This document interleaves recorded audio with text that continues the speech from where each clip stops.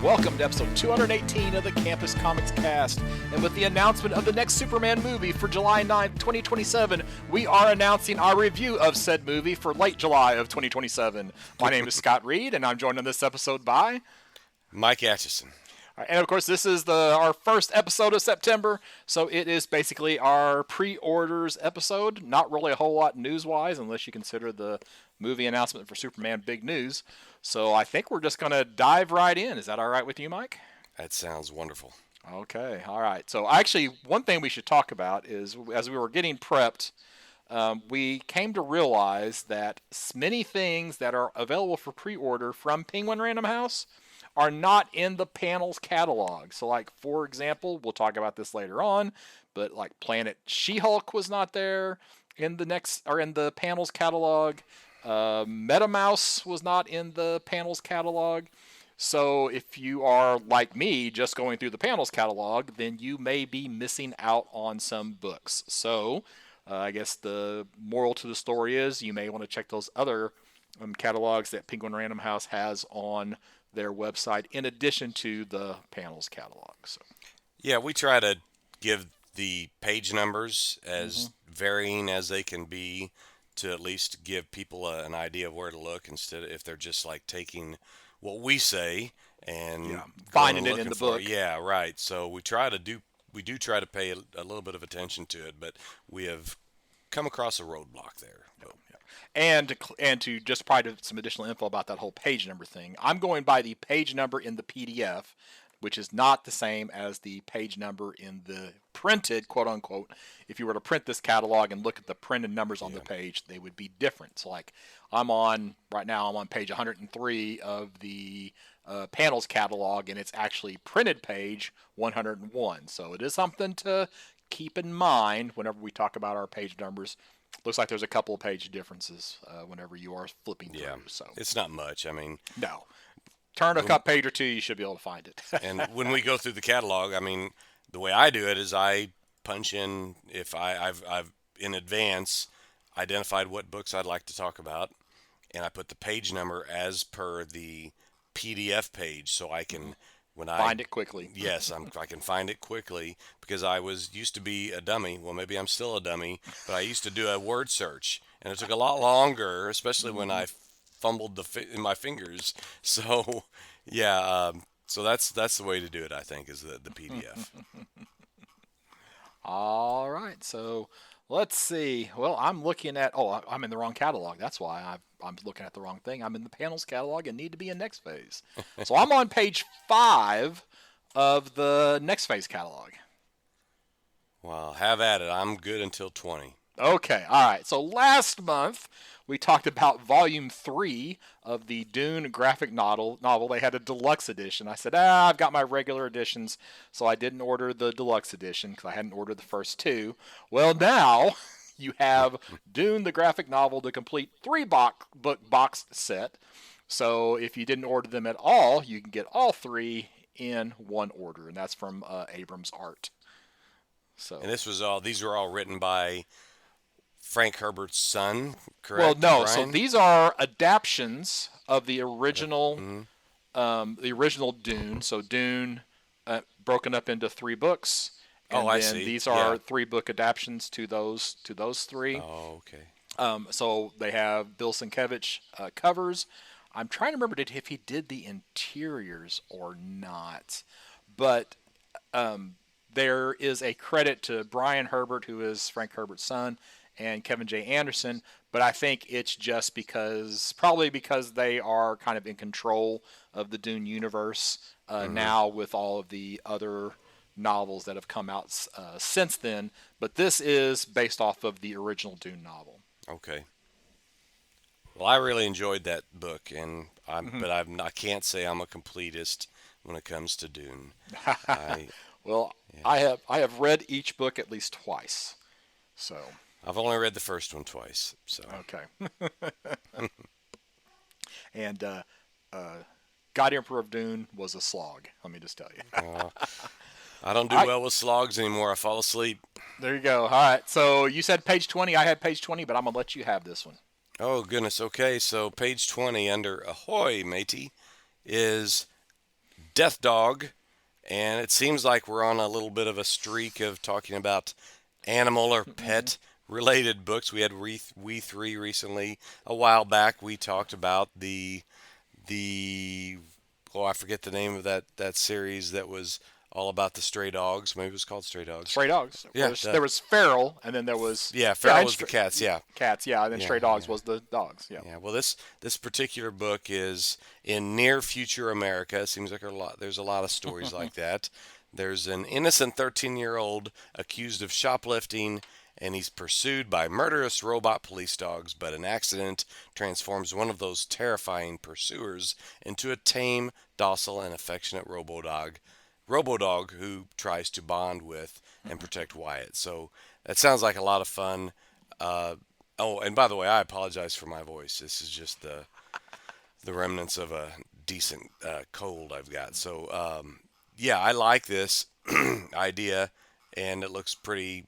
It just looks, innocent and nice. And maybe if I like it, I can share it with my granddaughters.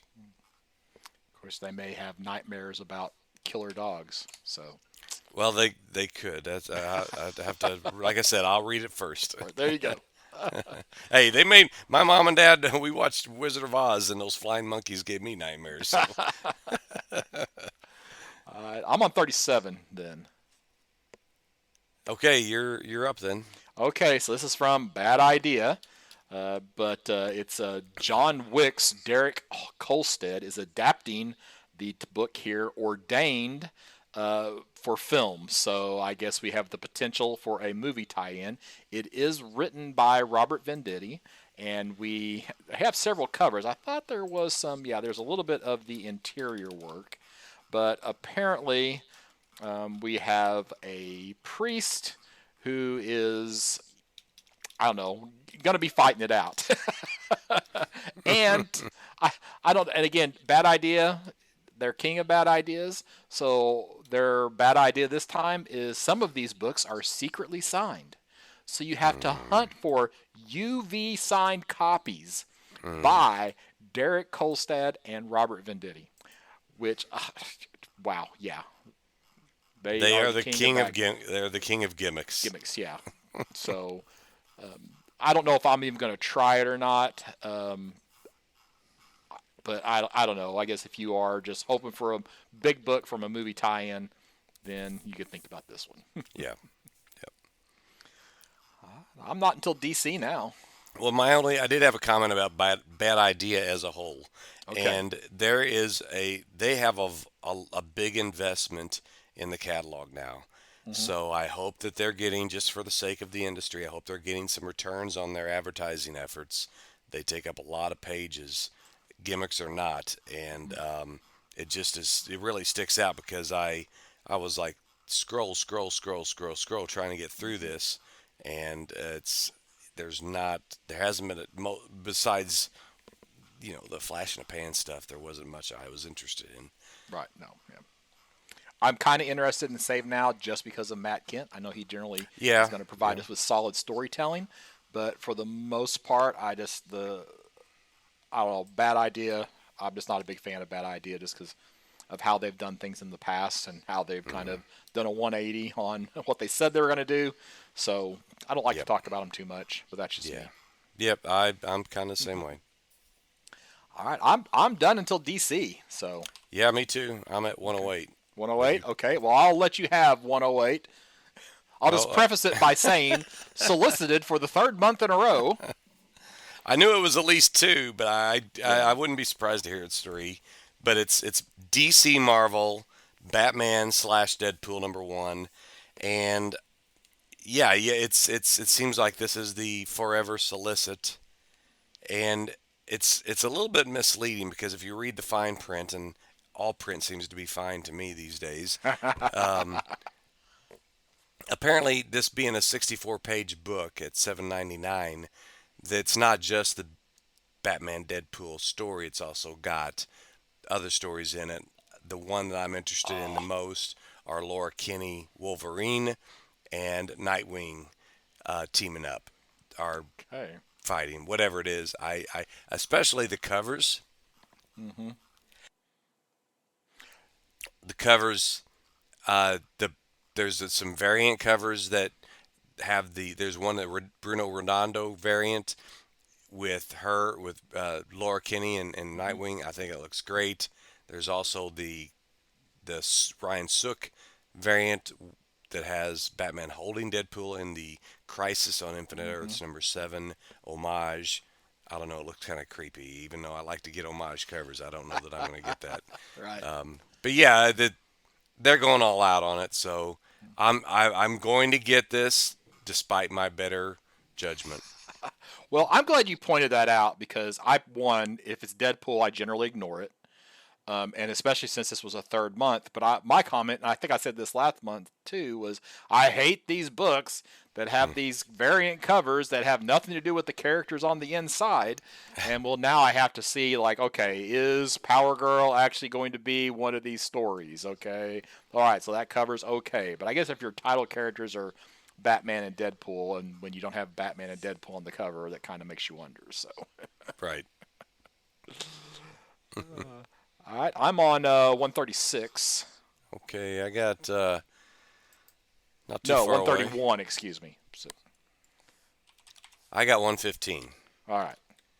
And that is the only thing I bring this up for is that the I may have missed last month, but it's been Cy Spurrier for quite some time writing the Flash, and I don't know if this is a one-off where Mark Waid is writing along with Christopher Cantwell, or if it's an ongoing arrangement.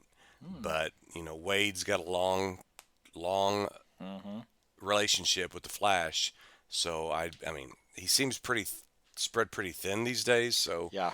I'm not really sure if he's going to be able to keep up an ongoing. So maybe it's just a fill-in issue. Just because it's just the KO tie-in, maybe. Could be, yeah. Could very well be, yeah.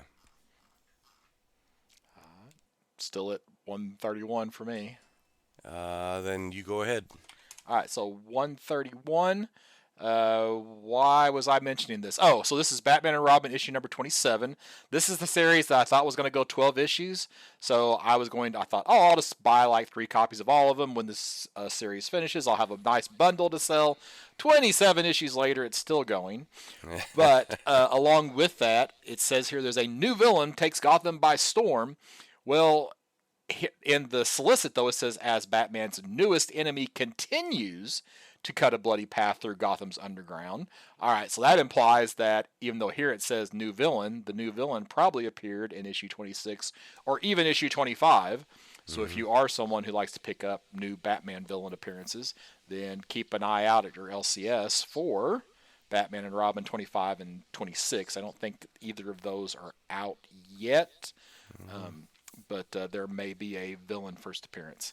Now, he doesn't look particularly exciting in his purple pants and green jacket from this image that I assume is who the villain is. He So, looks like the Ford guy that wears the ball cap. yeah. So I don't think there's going to be much about this one. So I'm not rushing out to pick this one up myself, but again, Yeah, for the other people who might want to do that. yeah. Then back to 136 for me. You go right ahead.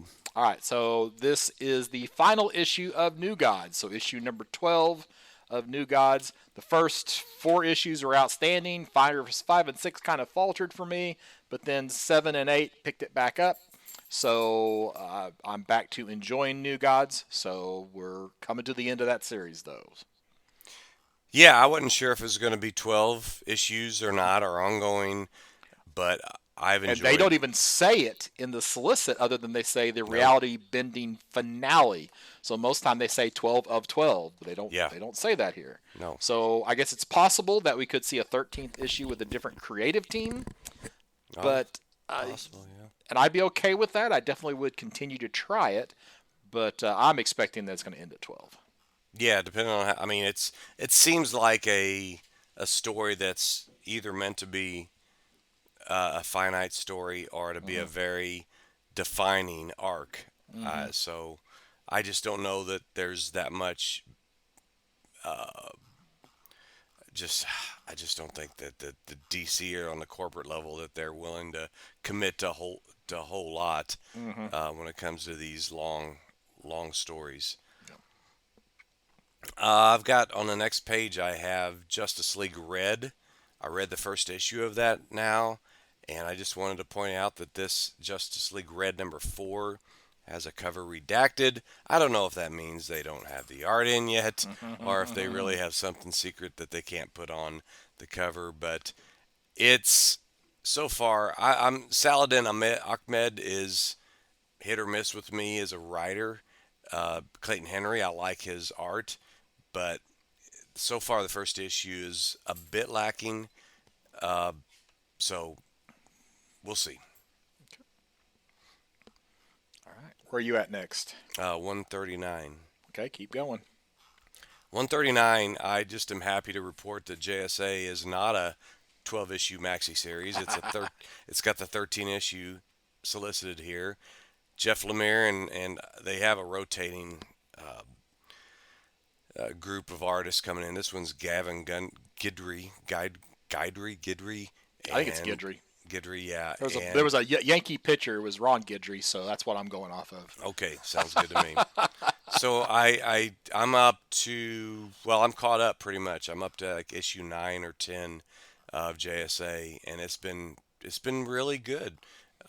It's sort of a little bit offbeat, but it's good. So I Okay, just wanted to bring up that it's not a limited series. awesome. All right, what you got next? 143. Oh well, I'm gonna ask you to drop back to 141 because Okay. I am shocked you I did not talk almost about did. this. I almost did. Okay, well I feel like you need to talk about this, so Well, I'm gonna let you have it unless you just don't want to talk about it. I mean it's a holiday. I do tend to get the holiday issues. It's this one's called DC's I Saw Ma Hunkel Kissing Santa Claus, and it's got your typical, uh, group of writers and artists. Some are established, some are probably just unrecognized or not as known, but you never know what you're going to get with one of these. Sometimes these are treated somewhat as a tryout books Hmm. for different creators. But Ma Hunkel being on the cover, kissing Santa Claus is it's kind of cool because Ma Hunkel was the first Red Tornado, There going you all go. the way back to the All Star Comics days in the '40s. So yeah, I for that reason alone, I almost mentioned this, but I thought, well, not everybody would want to hear about it, but maybe so. I'm glad you Oh, brought it up. no, no, no. I think everybody wanted to hear about that. I was waiting for you to hear the words "red tornado" come out of your mouth, There you go. associated with that comic. So that was the main reason why I even mentioned it. So, Well, thanks for that. all right, 143. We've got Batman Static Beyond #1. So set in the not so distant future. So this could potentially be the first appearance of Static Beyond. Sometimes the Beyond characters have a little price bump in their first appearances. The Batwoman Beyond is worth a little bit more than this other Batwoman issues. So you could potentially have a little bump here with Static, assuming it's Static Beyond's first appearance, which I don't know that that is actually true. So do your research, find out if that's the case. Well, unfortunately, I don't think it is unless the original Static was a younger person, probably a Yes. teenager, Virgil Hawkins, and that's the name they give in the solicit as being the Static in this. So even if he's in his 40s or 50s, he's still the same person, it sounds like. Ah, okay. So Yeah. you're saying it's just a continuation. So it's not really Static Beyond. It's just Yeah, Static. that's Of course, he was that's originally Static Shock, right? right. I think that was just Yeah. Static Shock was the name of the book, but Oh, okay. I can't say for sure. It's been too many years, but yeah, I wondered that myself because I didn't remember the name of Static. I looked it up, and it has always been Virgil Hawkins. Okay. Yeah, that's right. Bruce Wayne's still around in the Batman Beyond. He's just much, much, much older. Right? So Yeah, yeah, yeah. I haven't read a lot of Batman Beyond, so Neither have I. I'm on one. Nope, I'm done with DC. I've just got one more. It's on page 153, and it's mostly just a point of confusion. We have the new history of the DC Universe being Hmm. solicited, the hardcover edition, collecting all four, the complete four-issue miniseries. Hmm. Well, my question is, it made it immediately. I'm like, wait a second. I only remember getting the first two, Ah, okay. and I looked online, and no, these second two are not out yet. So they're already soliciting the hardcover collection before they get the second two issues out, which seems a bit strange. I don't. Well, I have my pre-orders in for 3 and 4. Yeah, So apparently they've been solicited. They just yeah, aren't out yet. So right, right. But I don't know. It just seemed like jumping ahead. But I can't remember if I'm assuming if I had seen it, I would have definitely ordered it oh yeah. because I got the first two. Yeah, well, and it's kind of like we're used to, back in the day, if you got a trade, it was 6 months after the series was over, and it was in hardcover, and then Mm-hmm. you had to wait another 6 months for the trade to come out. Yeah. And now it's like sometimes you get the trade the same month as the last issue, you get the trade in the hardcover the same month. Sometimes they don't finish the series and just put the last of the series in the trade. It's just Mm. it's all over the place. Firepower, whenever Kirkman started it, he started it as a trade. So it's just it's just so hard to tell anymore. Yeah. It is. I'm done with DC as well. Okay, you got anything in Dynamite? I do, All right. and it's not the Lion King. Okay, It's it's on not me either. So page 177. Do you? okay, well I'm 173. Okay, go ahead. So the team up that you never thought you needed and probably don't, Gargoyles X Fantastic Four. So you've got a team up Marvel and Dynamite teaming up the Fantastic Four with the Gargoyles license. Lots of different covers, including an Amanda Connor cover. So I guess I Those shouldn't are always good. complain too much. Yeah, but I don't know if we actually need this. I'm not buying it, but maybe there's somebody out there that wants it. And I'm glad you're mentioning 177 because I had this down as well. So Oh, okay, good. And Peter Cannon Thunderbolt has been around since the '60s under Charlton, and he's kind of an enigma. He's kind of a it's an interesting dynamic in that he is a, a strangely garbed character, but his power set and his whole character, I don't know, milieu was interesting enough to Alan Moore for him to base Ozymandias mhm. on him. So I've seen many renditions of Peter Cannon uh, come out through various publishers, whoever licensed. I guess it's one of the few Charlton characters that uh, aren't owned by DC, or maybe they gave up the Maybe ownership. yeah. I'm not sure because I've seen this go through different hands. But yeah, but I mean I like Fred Van Lente is a uh, I've met him. I like his stuff, and I like this cover. I like the design, and I'm going to give this a try. This Peter Cannon he's got almost like you're the epitome of the person that's in the best physical and mental condition, using much more of his brain than what the rest of us do. So yeah, Okay, I'm jumped on Wikipedia, but I mean, DC apparently at least at one point did own the rights. So it says here, again, according to Wikipedia, after Charlton sold his superhero properties to DC in 1983, Thunderbolt reappeared after almost 2 decades in the Crisis on Infinite Earths crossover series. He appeared in issues 6, 7, and 10 when he joined the heroes of the multiverse in their crusade against the Anti-Monitor. And then there was yeah, another 12-issue series in 92 to 93. And then during the series' short run, his recurring foils were a Scorpio. And then it talks about Dynamite Entertainment publishing. So it mm, doesn't really say how Dynamite got the rights. Um, Well, maybe So it's yeah, just been DC and Dynamite after Charlton. yeah. Oh, and maybe DC just is allowing them to publish. Maybe they're probably Yeah, getting it could paid be. something. Who Hmm. knows? It's hard to say. Yeah. But something that I am woefully lacking on in my comic reading is for a lot of the Charlton characters. I've read a little bit of the Question. I read a little bit of Blue Beetle, but most of these characters, maybe even only just like one or two issues of Captain Atom, Hmm. pre DC on any of those. And this is Yeah. one that I thought I probably should get a little bit more. And I said that the last time their Dynamite had a Peter Cannon series too. And guess how much I've read since then? Zero.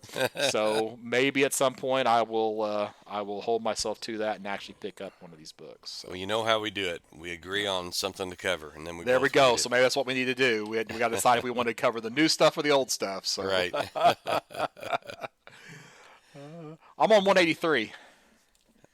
All right. You go right ahead. All right. Just as was the case with issue number 1, Harley Quinn X Elvira, all previous orders are canceled. So if you were wanting to get Harley Quinn and Elvira, and this I'm sure has something to do with the Diamond distribution kerfluffle, Hmm. then yeah, you have to reorder this month. So, and I'm just going to say that this Amanda, pardon the pun, but this Amanda Connor cover on page 185 is titillating. I d- whatever do you mean? I don't know. I can't imagine what I would be referring to on that cover. So, oh, okay. Um, 204. I You, got 204. I'm good until 250. Okay. I'm not actually going to talk about this comic, but just related to this comic. So they're solicitors for Sonya Reborn. In case you didn't know, the Sonya movie, Red Sonya movie, was just released to digital. It had like maybe a week or two in some very limited run theaters, but for the most part, went straight to digital. I have not watched it yet. I will probably watch it at some point. It's not high on my list because I really, even though there's comic books about Red Sonja, I don't consider it a comic book movie because its first appearance is, in the Robert E. Howard books, not Hmm. in the comics. So, Right. Well, sort of related. I'm actually recording soon with Stephen Orr, Conan the Barbarian. So Sonia and Conan share a universe, mhm. at least in a good portion of the histories. And So Cull and Cole and yeah, Belit and yeah, yep. So I'm, I mean, I'm lacking a lot on knowledge of these characters, but I think I remember reading the last time I read Sonya was when she crossed over with DC's Claw the Unconquered with, and wasn't even DC that put that issue out, that crossover. But I anyway, have maybe read some of the Marvel feature comics that had Red Sonja, but that's pretty much it. yeah, All right, I'm on to 220. still you. Okay, so this is from either um, Ex Posse, no, Oh boy. Execution Posse Holdings or Keenspot. Hmm. This is issue 8 of Mark Spears Monsters. Last month we had Mark Spears Monsters like Dracula and Wolfman. I can't remember what it was. Maybe it says here. Blind Bag. Well, they're doing it again. So we have a blind bag for issue number 8 of Mark Spears Monsters. So there's going to be, I'm trying to remember how many covers, but there's a lot that are just here in the catalog itself. So I guess if you like those blind bags, then they're doing it again. So I guess they had expect some pretty good sales from the original blind bag there, and they're trying it Hmm. again. So His it's just amazing. These covers are something else here.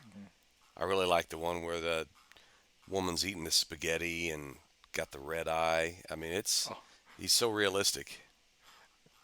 well, they're 3D modeled. If you don't know, Oh, so really? yeah. So what he does is he has so he sketches them and then based trying to get what he wants to draw, and then he 3D models them, Okay, and then he 3D paints them.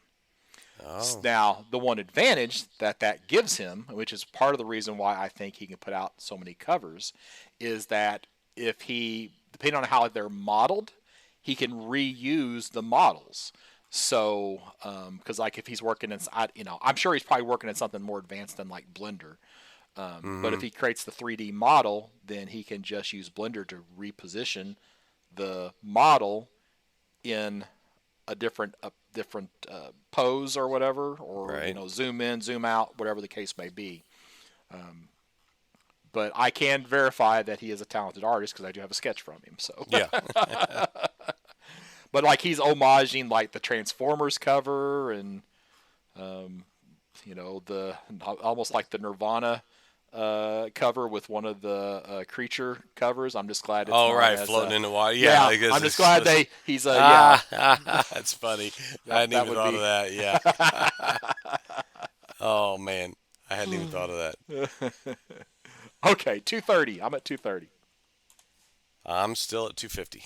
Okay, so the first R. Crumb comic book in 23 years. I'm not personally a big R. Crumb fan, but he obviously has made a huge contribution to comics, especially with regards to Underground. So he has released another book. So this is apparently the first one, like I said, in 23 years. It's called Tales of Paranoia. It includes a script written by Aline Kaminsky, who is his wife, since I guess shares the name, before her death in 2022. I did not know that she had passed because I also did not know that he was still around. So yeah. So fans of underground books and Robert Crumb, check out Tales of Paranoia. This is from Fantagraphics, and it looks like alongside that they are also resoliciting some trades, including Fritz the Cat, Mr. Natural, and Art and Beauty. Yeah. Compared to what I bought at a shop a couple months ago, this looks pretty sophisticated. Underground. The one I got that was recommended in a roadshow interview, believe it or Ah, not, I can't review it. I oh, cannot. There's nothing to review except it would have to be a oh, completely different rating. It's crazy. oh Luckily, gosh. that was the manager's recommendation. The owner gave a different and more, dare I say, mainstream recommendation, which doesn't take much to be more No, mainstream yeah. than Underground's Zapped or Robert Hmm. Crumb. So yeah, I'm glad to have gotten something else because I just didn't know what to do with this. Yeah, I'm not a big fan of underground comics myself. Some of them are just out there. It is. Yeah. But there have also been some like I had bought a collection that had a bunch of underground books in it, and I actually wish there was a series called Death Rattle, which was an underground kind of like a sci-fi anthology book primarily by Richard Corbin, and I really, in hindsight, should have kept some of those, or maybe Uh, all of those. But they were some of the first ones to sell, and now I have that seller's remorse. Um, oh yeah. but yeah, it is what it is. So. I have that all the time. I sell you stuff all the time. I'm like, dang it. All right, I'm on Uh, 252. all right. 250 is a now this. It's more of me just questioning if you are familiar with capes. I mean, I've heard of it, but their images putting out a a long out of print and very in demand series called Capes by Robert Kirkman and Mark Englert. So this is in the Invincible universe, and I don't know. I just wonder if it's worth checking out, or should I read more Invincible first before I read? Because I've only read the first trade of Invincible. In my opinion, of course, I've not read much more than the first trade of Invincible myself. If you're not like super excited to read the next volume of Invincible, if it's like keeps going on the back burner, Hmm. I don't know what the appeal of reading Capes would be. Yeah, Because it's primarily about Invincible. So yeah, yeah. I've not read Capes though. Maybe it's awesome. I don't know. Maybe. Yeah, I don't know. I don't think the art is as good as the Ryan Otley. Ryan Otley, right? That does the art for Invincible. That sounds familiar. Yeah. Okay, yeah. I don't think the art's as good, but This is Mark Englert. The next thing I had was actually just to remind you in case you didn't bring it up. That's on okay, 252. 252. Well, I have this on my list. Okay. All right. So on page 252 from Image Comics, we have Die loaded #1. So we are getting a return to Kieran Gillen's Die universe. So this was a 20-issue series, however long ago it was, and it started so strong, as many of Kieran Gillen's books did, and then it got really, really watered down to make it spill out into 20 issues. I my claim to fame, is about 2 or 3 issues in on this, predicting that it was going to be a 20-issue series because the cover is basically a flattened out 20-sider. And that happened to be correct. It was a 20-issue series. And it is the story behind this is basically that Saturday morning Dungeons and Dragons cartoon. Well, what if that story was rewritten for grown-ups? So it's a more mature take on that idea of somebody getting pulled into a game world, and then in this case they return, and what happens to them individually and as a group as they have moved between those two worlds. So apparently now they are going to have to return to the game world. And we got a new series. Once again, it doesn't say how long the series is going to be. Once again, they're using a 20-sided dice as part of the logo on the cover, which would make me think that it is also going to be a 20-issue series. I wish they would just say that. I feel like they would have done, if it's going to be 6 issues, they could use a 6-sider, but they are once again using a 20-sider flattened out on the cover. So I will definitely be buying this. I hope that it is stronger in the middle than what the first volume of Die was. Well, you and I will be reviewing that first volume of Die in the coming months, probably next 2 or 3 months, because that's up next on the roadshow. Oh, okay. All right. Going to make me read it again, huh? And then get all excited and then be sad about where it goes from there. You read it or not read it, you just give me your infinite wisdom on the subject. Okay. Or finite wisdom, whichever the case may be. Then on the next page, now I feel like this is a world that Kieran Gillen really loves. In fact, in the back matter for Die, he provided links. You could go online, and he created an entire RPG system based on the universe for Die. This is not like a 5-page thing. It's hundreds of pages of information. So they are now providing here in that you can purchase Die, the role-playing game Quick Start Edition. So it's just 56 pages, basically the price of a comic book, $6.99. But it is and it has like a complete story, just the basics of what you need.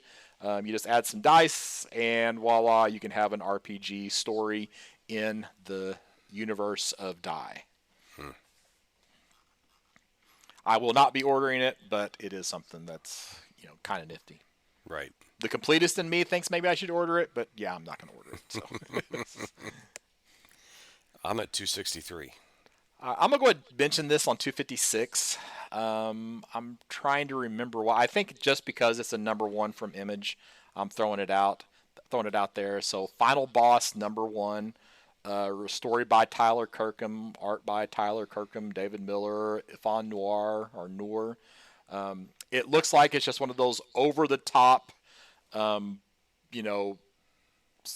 fisticuff superhero type guys. So I don't know. Series premiere. Sometimes you just don't know. So I'm just throwing it out there. Looks like Tyler Kirkham does the cover as well, doesn't he? Yeah, he does one of the covers, yes. One of them, yeah. So, yeah, there's multiple variant covers. Speaking of, Ryan Otley does one of them. Yeah.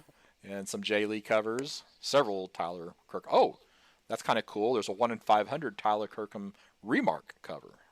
So you get a sketch.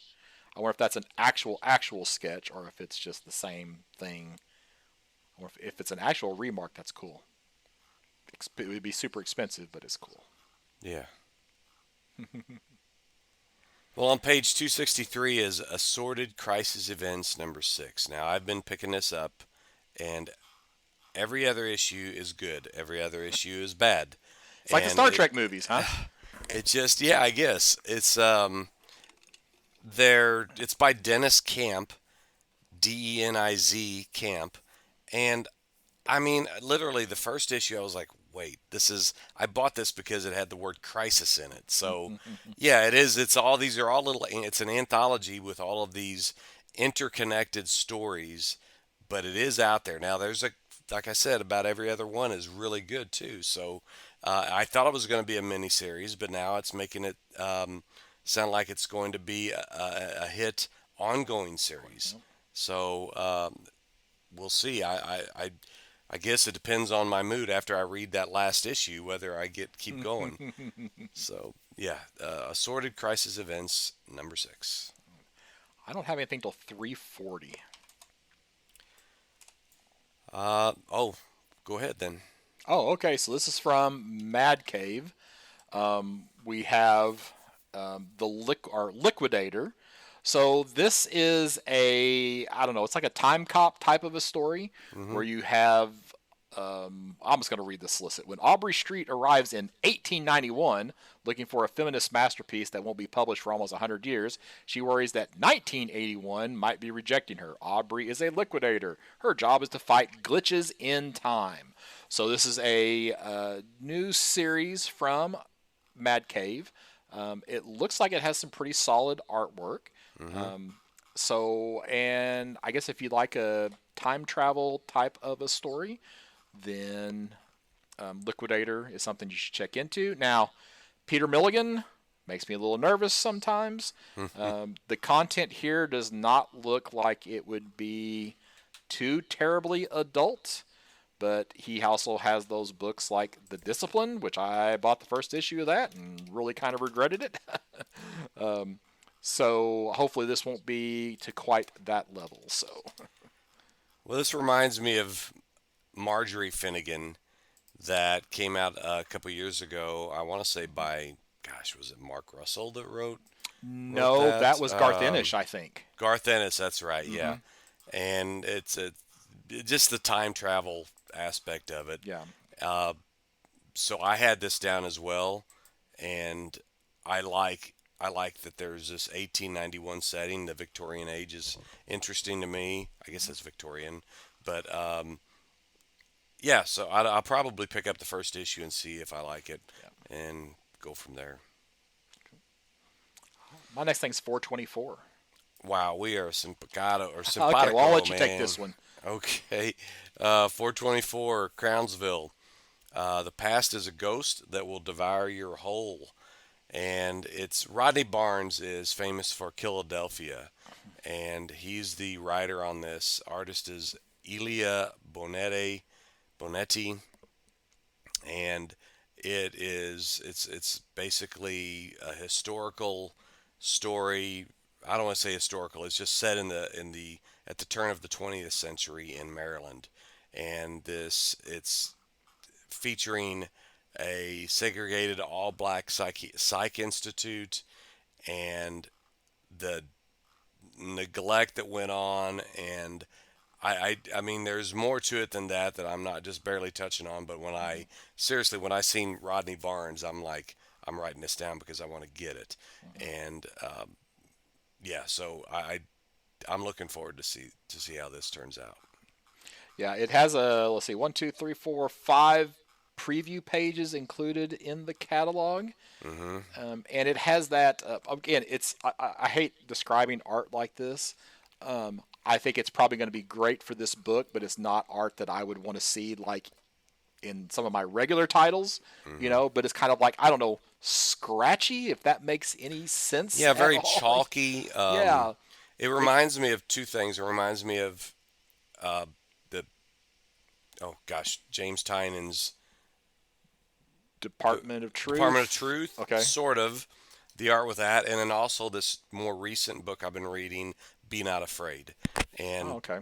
so, yeah, it's not too terribly stylistic to throw me off. No, I mean you Yeah, can tell what's going on. So I mean so when I say scratchy, that's not it's not meant to be a negative. It's just how I can describe yeah, describe. I mean, when you're looking at some of the faces, I mean, it's almost like they drew it and then just like scratch marks are just through the art. It's yeah, just right, so yeah.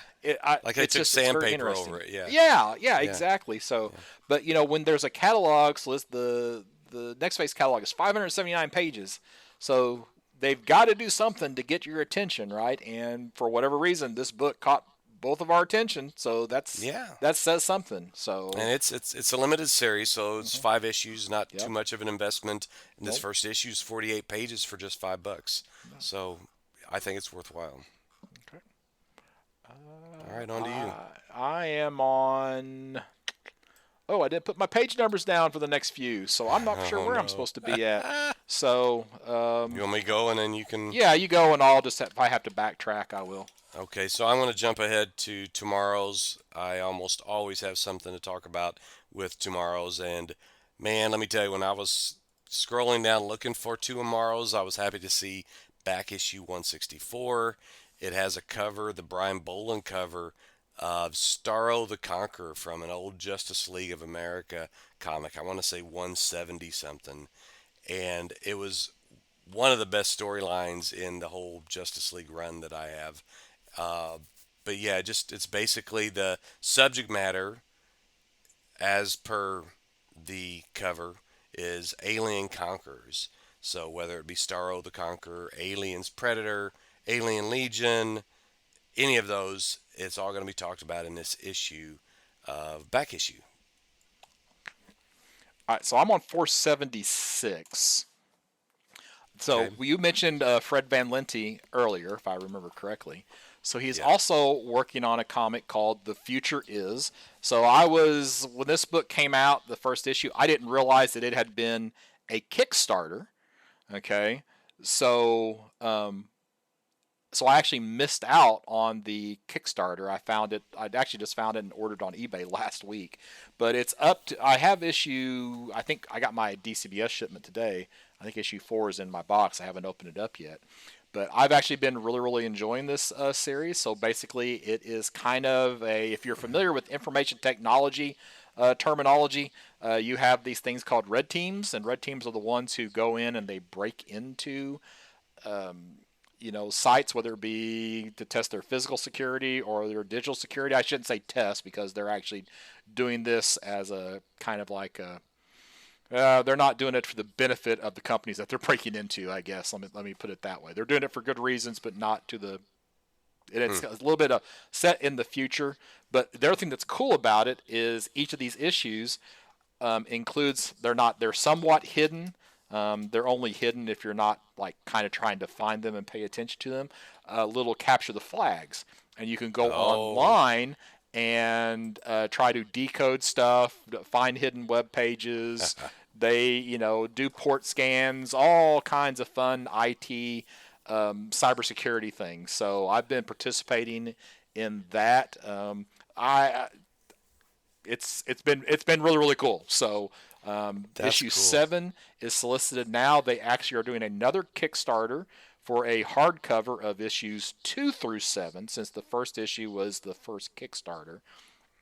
All the issues will be released first to comic shops, and then they'll do the Kickstarter campaign for a hardcover for issue 2 through 7. And it's funny, this is from Rekka Comics, Rekkah, which is just hackers spelled backwards. It's actually a company they're part of Black Hills. Black Hills, oh shoot, Black Hills InfoSec.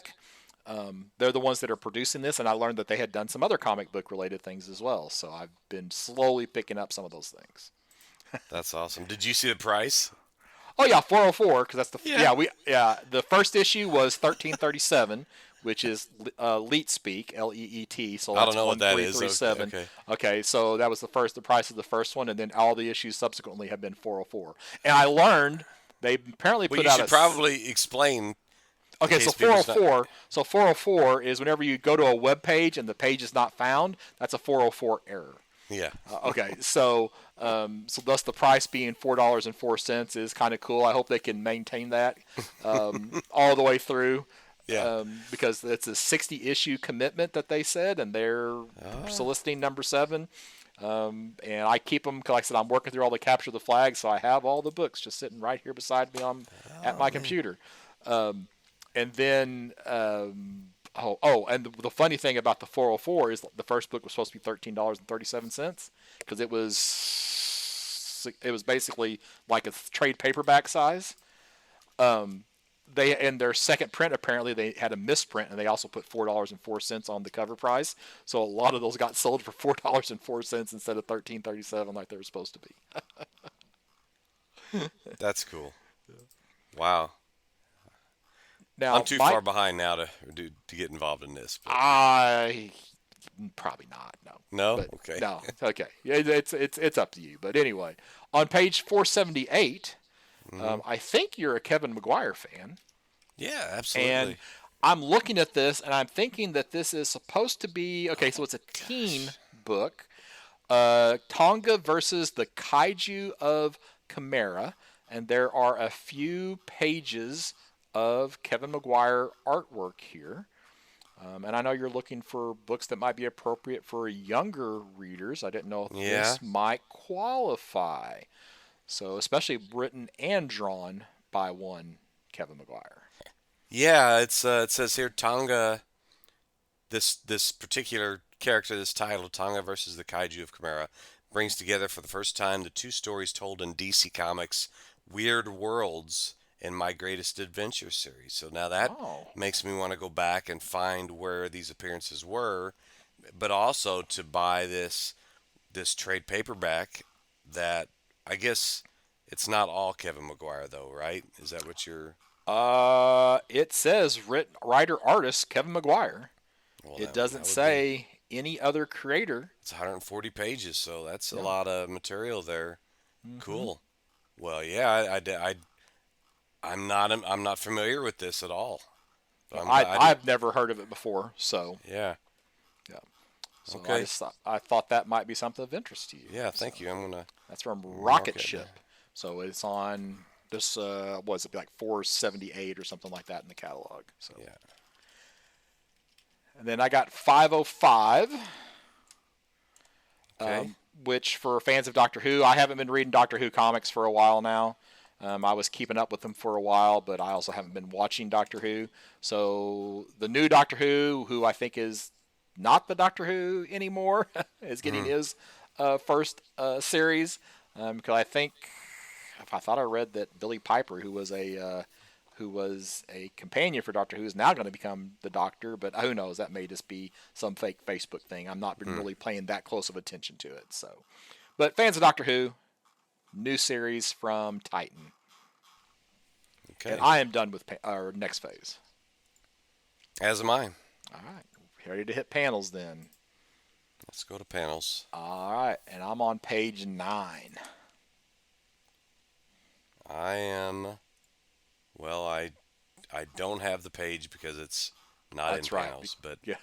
but um, I'll let you just go and I'll figure it out I'll from there. start. So, all right. So I've already complained about Bad Idea. Now I'll complain about Distillery. And it's like, okay, I'm just looking at Galactic #1. It's actually on 11 in panels. I said 9, which is the printed page, not the page Hmm. of the PDF. But if that cover is not, and they even hint on this is basically what if George Lucas and Quentin Tarantino had a baby. Um, so it's basically Star Wars meets Saga meets Sex Criminals called Galactic #1. And just looking at the cover, it's like a complete Star Wars ripoff. You've got Yep. the Han Solo character, you got this dog-looking Chewbacca character, you got your princess, you got aliens. So it's Galactic #1, still in the magazine size, which just bothers me. But yeah, ultimately a big time ripoff of Star Wars. Yeah.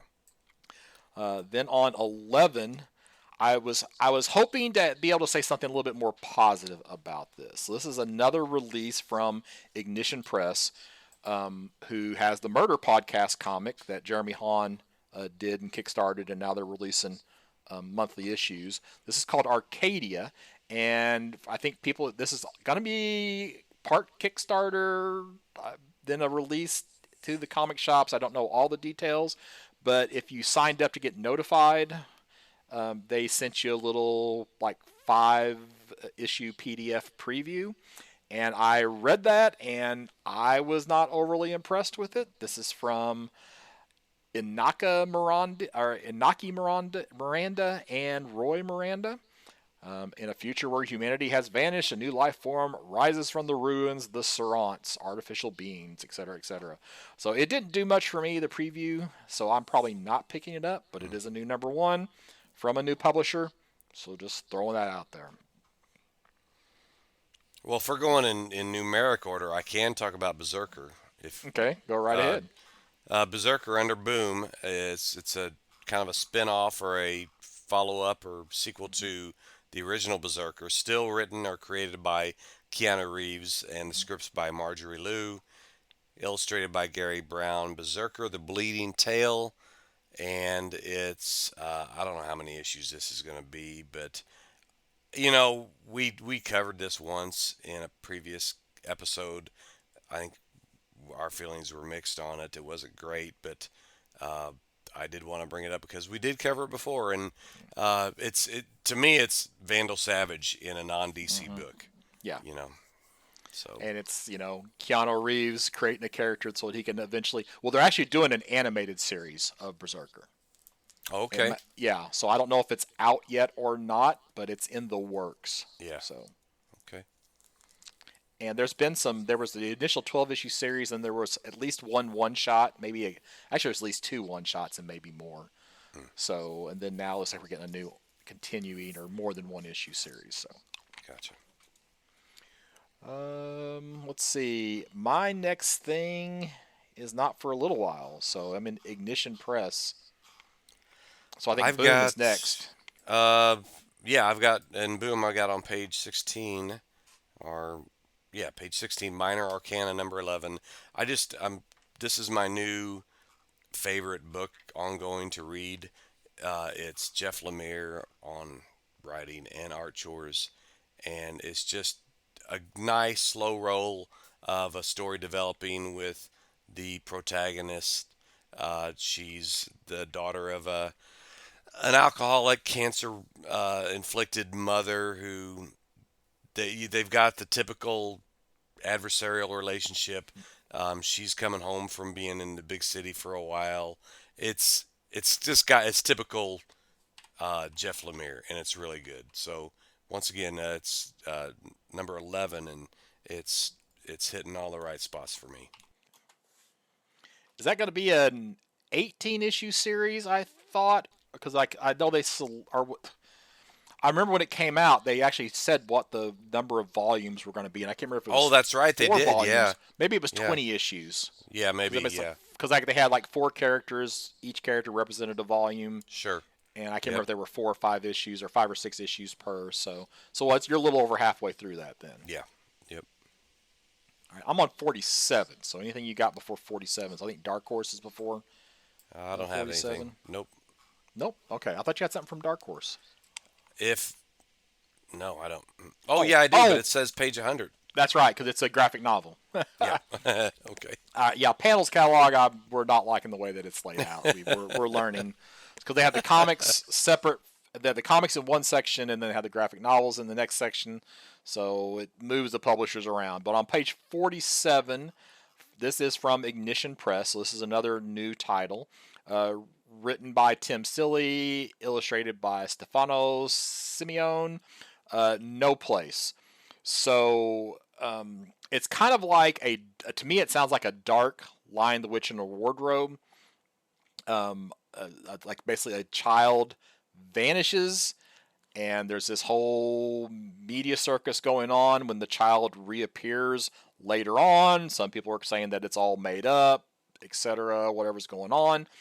But there's this organization called No Place, thus the title No Place, emerges from the saddle and welcomes her home. Secret Agency has its fingers on the pulse of the so-called fictional world. So it might be a case where there are multiple fictional worlds where children may visit when they have all of their fantasies.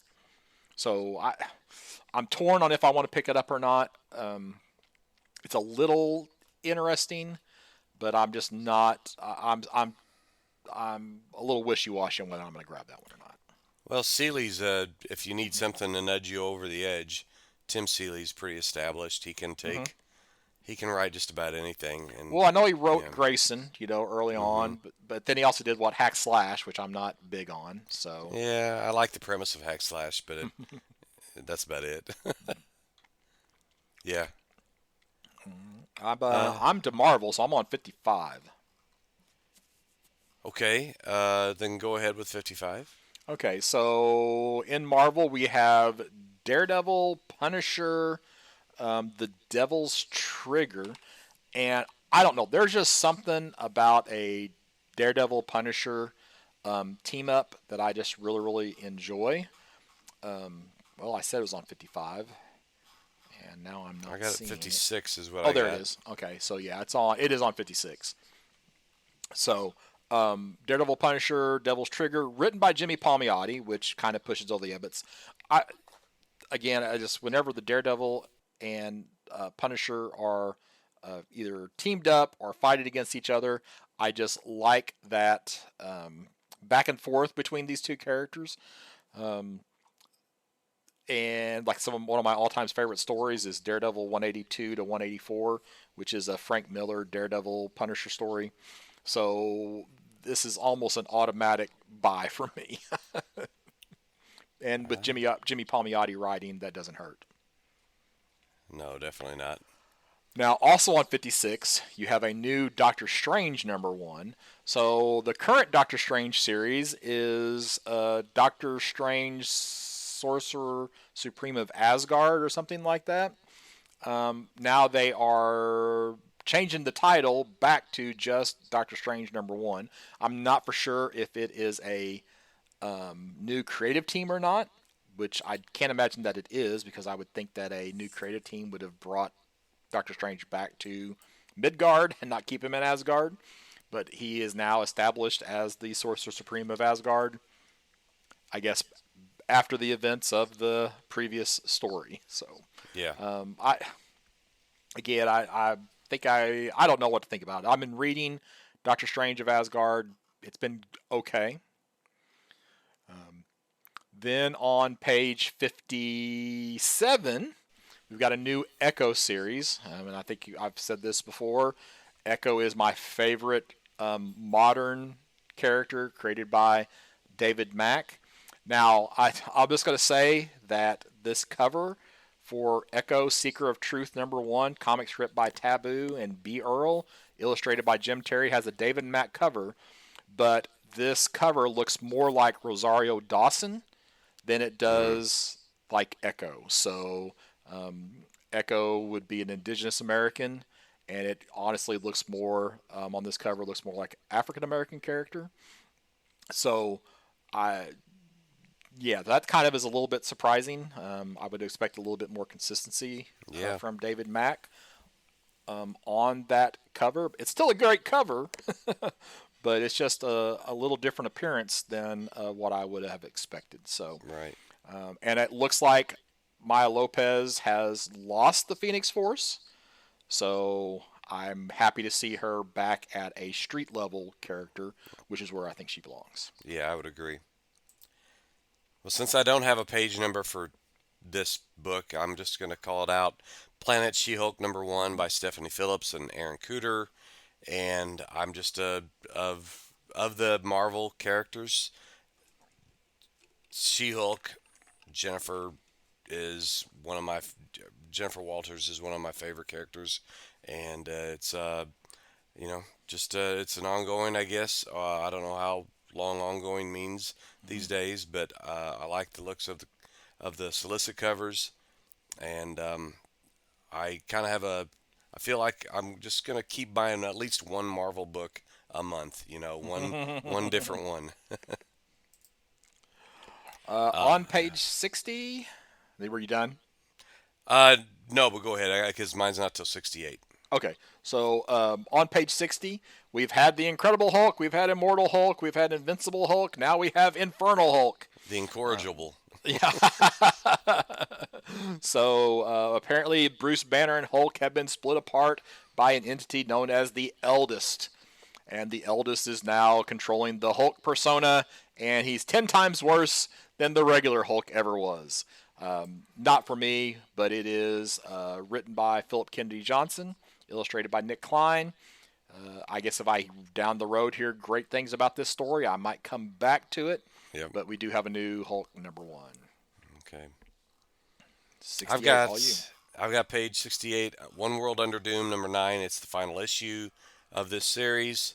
It's written by Ryan North and illustrated by R.B. Silva, and it's just the wrap up to this series. It just I wrote it down because I read the first issue of this and I liked it, but as with many things, that doesn't mean I'm going to continue reading because I get distracted. So I think now that most of it's probably on the app, I'm going to catch up.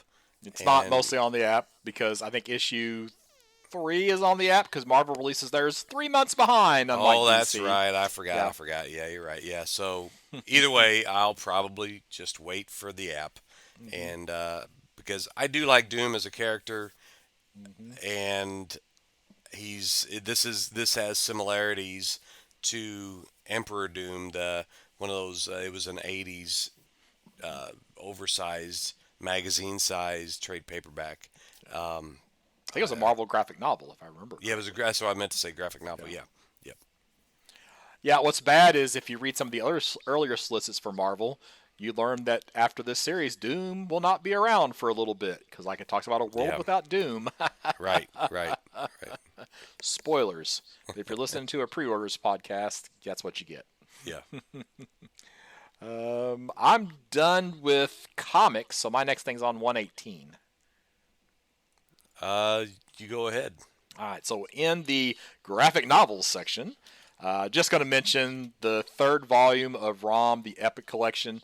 So this is a lower cost way to get ROM if you do not want to, if you didn't buy the hardcovers. I think it's going to be 5 volumes because they're up to issue 47. So it was a 75 issue series plus 4 annuals. So, and then this also includes Marvel 2-in-1 issue 99, which was a ROM Thing team up. And then I'm at 208. My last thing is in the Panos catalog, but do you think I could find it because I didn't write any number down?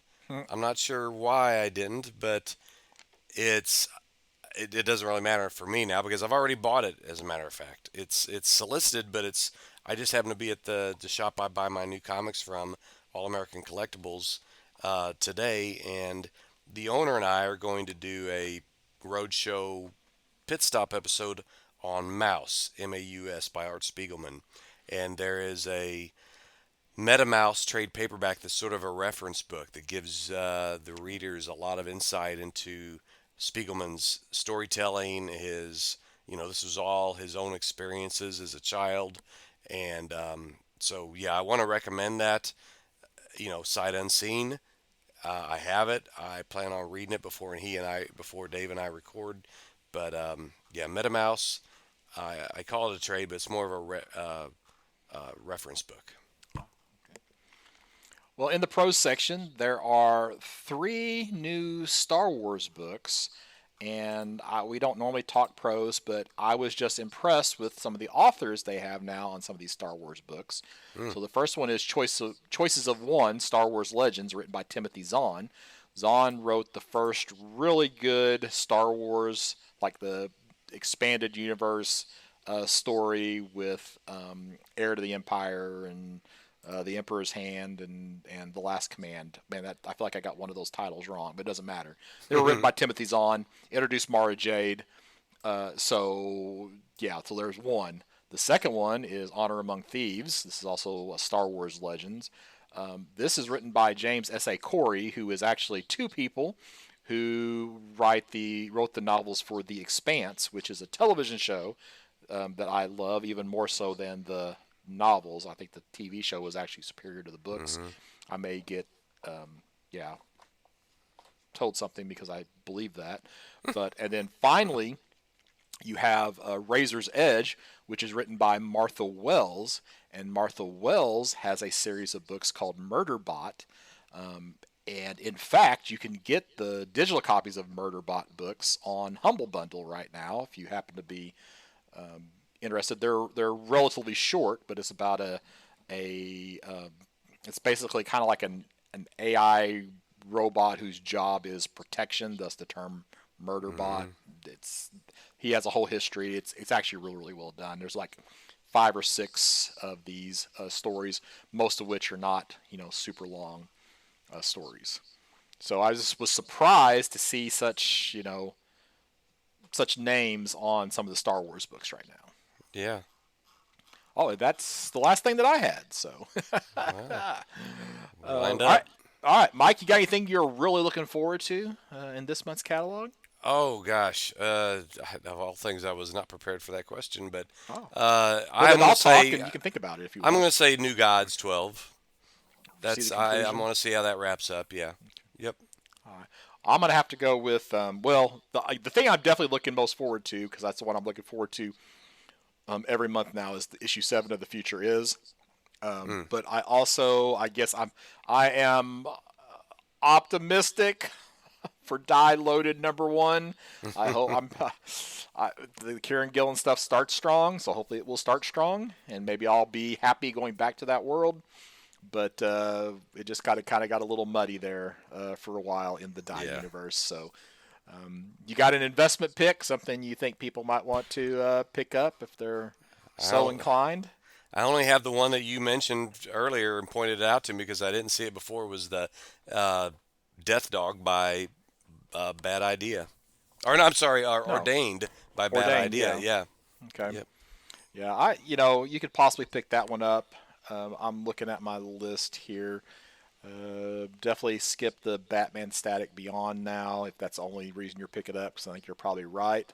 It's probably not a A first new appearance. character. Yeah. Yeah, so beyond that, it's almost like Crownsville or Liquidator, or kind of like your only other Mm-hmm. books that you might be thinking about as far as an investment goes. So. Yeah. I figure I'm so anti-galactic that it's probably going to be huge. That was that distillery book. That was the Star Wars meets Saga. Yeah, I You seen know, that, and I was like, why am I looking at Distillery? Because they have not impressed me since the very beginning. yeah. So, all right. So, Mike, you know what we got coming up on the next episode of the Campus Comics Cast? Yeah, I look forward to this one quite a bit. It's the next episode we check out Superman Smashes the Klan by Jean Luan Yang, and also as a bookend we have Marvel premiere issues 51 through 53 where Black Panther fights the Klan. So it's our anti-Klan episode.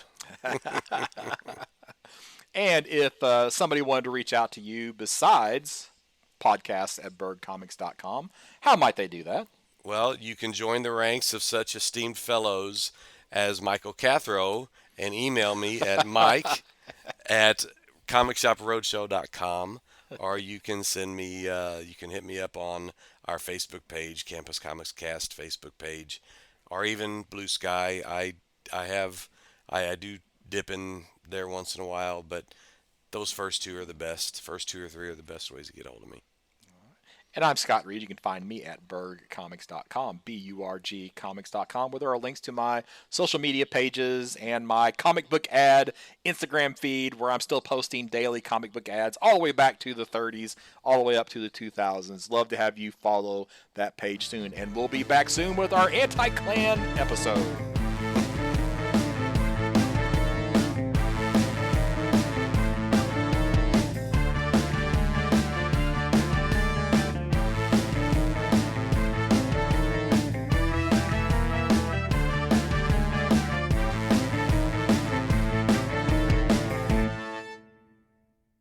Yeah. You sound a little under the weather. Oh yeah, I say every time. This is the second time this year I've gone to Orlando, and as I go on my way there, I get sick. So I was down in Florida this week, and that's why we couldn't record Tuesday night. And just got a cold now, so don't feel too terribly bad as long as I keep the cough under control. But I may have to mute here and there. That's fine. That is fine. It's probably a good episode for there not to be many books I'm interested in, because that's the case.